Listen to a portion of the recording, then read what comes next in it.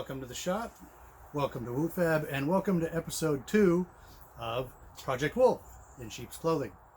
So, this episode, I'm going to try to make it reasonably short, but basically what we did was we got the interior out of the car so that I can see the actual condition of the floor pans, and as you can see, the headlights are out, a few things like that. I didn't show the headlights being taken out. That's anybody who's ever worked on cars has seen that stuff, and it's not that exciting. And quite honestly, I didn't show a whole lot of the interior removal other than from a distance, so we'll probably fast forward through a lot of that. I will take you in and show you what it looks like. I'll show you one of the pitfalls of working on old rusty cars, and we'll take a quick walk through the shop. I picked up a couple of interesting things, and we'll have a quick look at that. So, on to the next thing.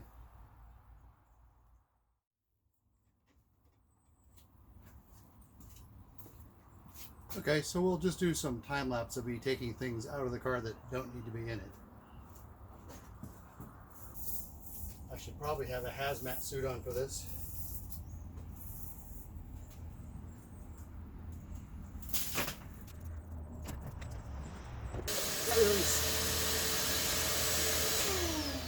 Not really scared of spiders, but that one was about that big, so that's interesting.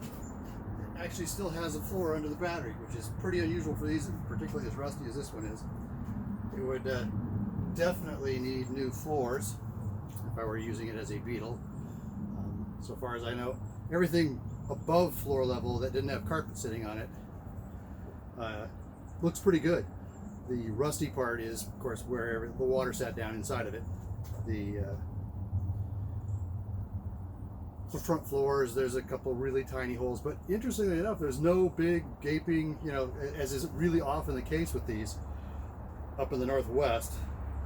It's wet enough up here, and the seals get old in these, and they leak water in, and the pans are just notorious. I mean, I've seen more than one of these that there was simply a big hole or a board or something where the battery is supposed to be.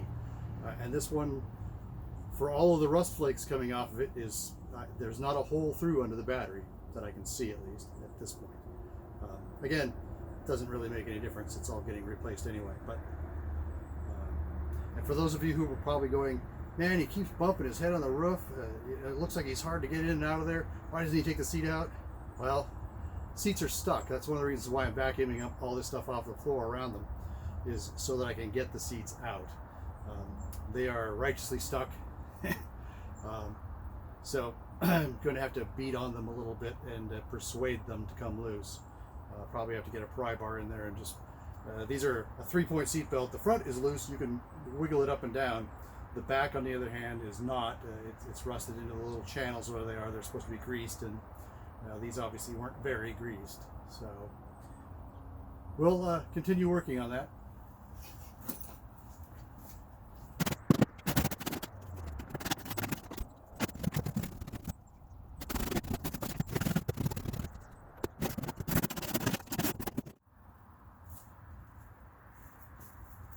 Come back around here so you can see me. So yeah, seats out. Passenger side is all vacuumed up and scraped a bit. The floor is about as thin as it could be and not fall off. There were several places where I was scraping with the scraper and it just went through the floor. So fortunately, again, as I said, I'm not using the floor pans in this car, so it doesn't really matter as long as the channel that's underneath the edge of the body is okay. And so far that looks pretty solid. Like I said, basically where it's rusted is where the carpet was down and holding water on it. So anyway, let me give you a closer look.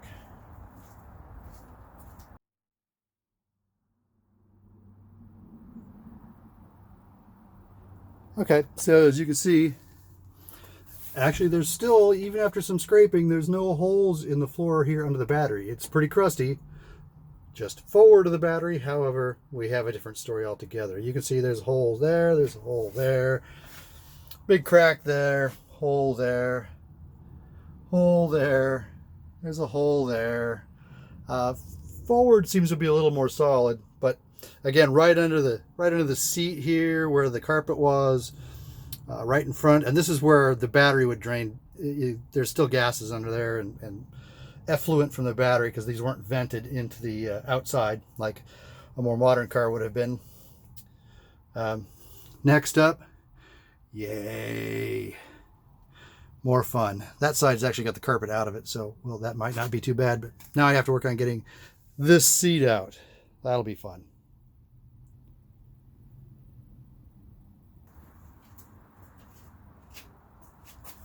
Okay, second verse, same as the first.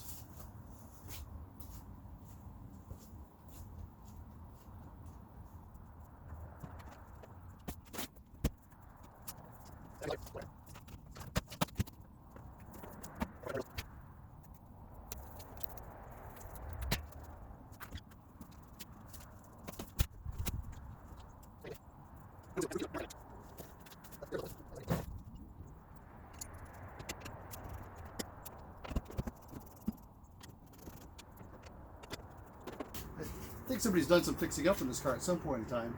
The interior, which should be all black, has white seats, gray panels, and a black carpet, which is like the part behind the seat was in beautiful shape. It had gotten damp, and so it tears up pretty easy, but not sun faded at all. And at 46 years, it'd be sun faded. So even in Washington. So I think somebody loved this thing at some point in time. It's unfortunate it got left to be the way it is.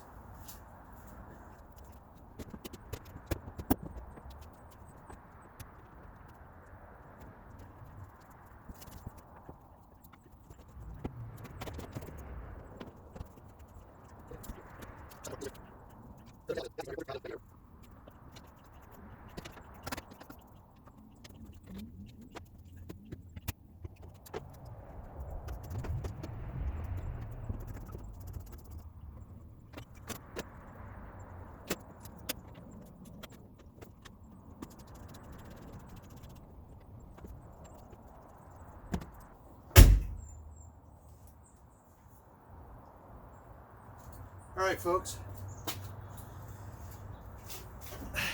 That's it for today. I have to go down and pick up my lovely wife from work. So we'll get back at this, and sure we'll find lots of more scary looking stuff.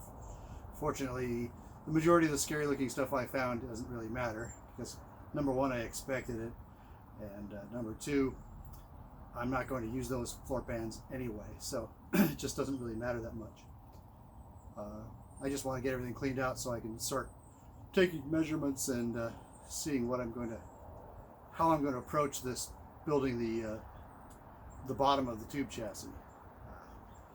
My initial thought is to lay tube in alongside where the pan comes up and rolls over underneath the edge of the body, and then I'll spot drill those sides, cut the centers of the floor out, spot weld the sides onto the tube, and of course the tube will be welded in the correct shape, and then that will be what attaches the body to the tube frame. That's the simplest and lightest way to do it, particularly as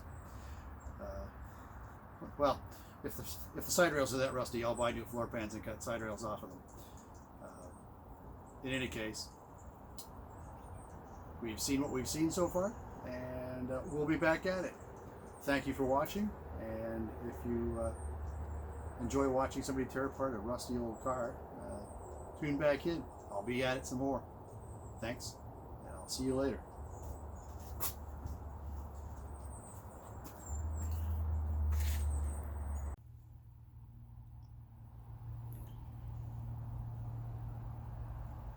Okay, so you remember how I said when I was taking the seat out of this side that, there were some little holes that I was punching through the floor, and it felt pretty punky when you stepped on it, like I was kind of worried that I'd step through. Well, when I took this seat out, I did step through.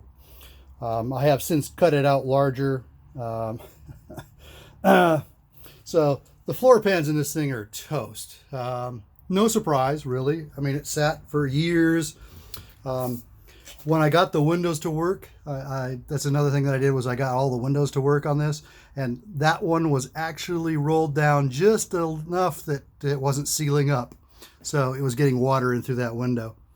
You can see it's crusty inside. I've got everything but that grab bar out and some little bits right around that back corner. The back package area here isn't terribly bad.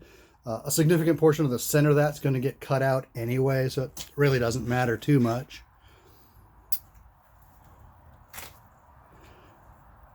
The Napoleon's hat doesn't look bad, and I may leave that. We'll see how much of it I leave. Doors, like I said, the doors all work.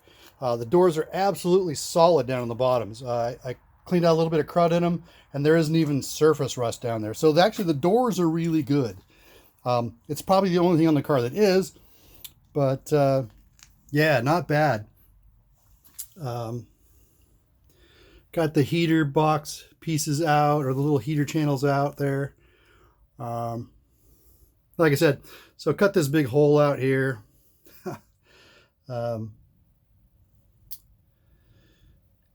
Anyway, so what I'm basically going to do is I'm only going to use the pan pieces from basically where they bolt to the body right here underneath the lip of the heater channel.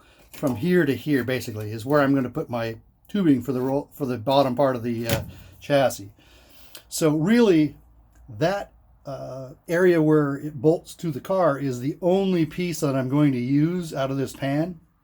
I will be cutting all of this out. The tunnel is going to be, I mean, the entire center of it's going to be cut out. All I'm going to have is a perimeter that I can bolt the body to. The rest of it's all going to be tube. So I'm hopeful the upper portions of the pan are a little crusty. There's a little hole you can see right there, and that's where I want to put tube. But the rest of it doesn't look too horrible. So we'll see. The body's going to come off of this, and we'll see what that looks like. If I have to replace little pieces of it here and there, it's all available. And you don't really have to buy. You can buy the forward pan rails on these. And if I need to make parts for the back of the pan rail, I'll just cut and splice pieces of that in. It's not particularly structural. It's just basically to bolt the body to the chassis. So no big deal there. Let's go outside here. Oh, and there were definitely mice in this thing everywhere. There was a hole in the headliner. They had actually made a nest up in the headliner. Don't know if you can see how well you can see down in here, but this front valence is virgin. It's not rusty. It's never been hit. And I'm telling you, on Beetles, that's rare. All this looks pretty good under here. It's a wiring rat's nest, as usual with cars of this vintage. It's not going to, none of that's going to remain anyway. It's all going to get custom wiring, so it mostly doesn't matter. But it's nice to see that it's in reasonably good shape. So like I said, this car has never been hit front or rear that I can tell. Or sides, obviously. But underneath the rear valence here, you wouldn't be able to see it. It's too dark, but it's just as perfect on. It's never been bondoed. It's never been messed with. It's just as nice on the inside as it is on the outside. But here's the part that we didn't see last time. There's this.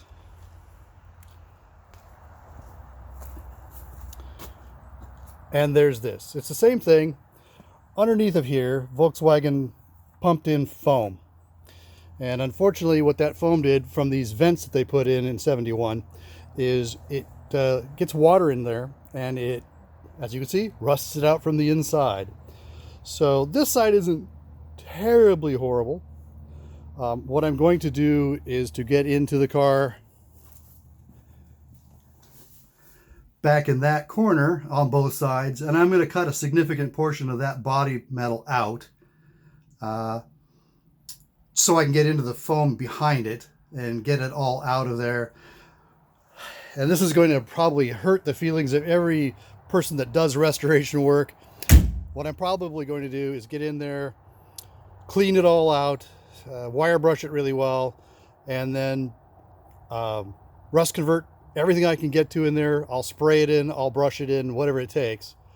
But I'm probably going to come in from behind it with fiberglass and then just fill it. Because, well, race car, not street car, well, not daily street car, not show car. I don't really care. Got a little bit of rust down in these quarter panel on this side. The other side looks good. Those pieces are about $14 and they're not hard to replace. You drill out a bunch of spot welds and away they go. Not that big a deal. So this side's pretty solid. And actually that looks like a little rust in the door, but you can't see it on the inside of the door, so it's just surface scale on the outside from being chipped. So what we're going to do now is we're going to continue cleaning up the inside while we've got it sitting here outside for the moment. And I'm going to do some cleaning inside the shop, and then we'll see what we see. So hang on just one moment, we'll be back. Okay, so that's all for episode 2. In the next episode, what we're going to start doing is start measuring things. I need to lay out the center lines of the axles relative to the pan, so that when I take the body off, I'll know how to align the pan on the build table, because I know what the wheelbase is supposed to be. So as long as I get the axle center lines reasonably close, that'll mean that when I put everything back together, the wheels will be sort of in the center of the wheel wells. That would be kind of nice. Looks kind of weird when they're not. So in any case, that'll be coming up on the next issue, or next episode. Yeah, wait for your exciting issue to hit the newsstands. What's a newsstand, Bill? I know. I'm old. I remember these things. In any case, thanks for stopping by and putting up with my babbling. Hope to see you on the next episode. I almost said issue again. I'm obviously not a public speaker. And thanks if you would like to subscribe and keep up with this. Give me a like or a thumbs up. I really appreciate it. Thanks again, and I'll see you later.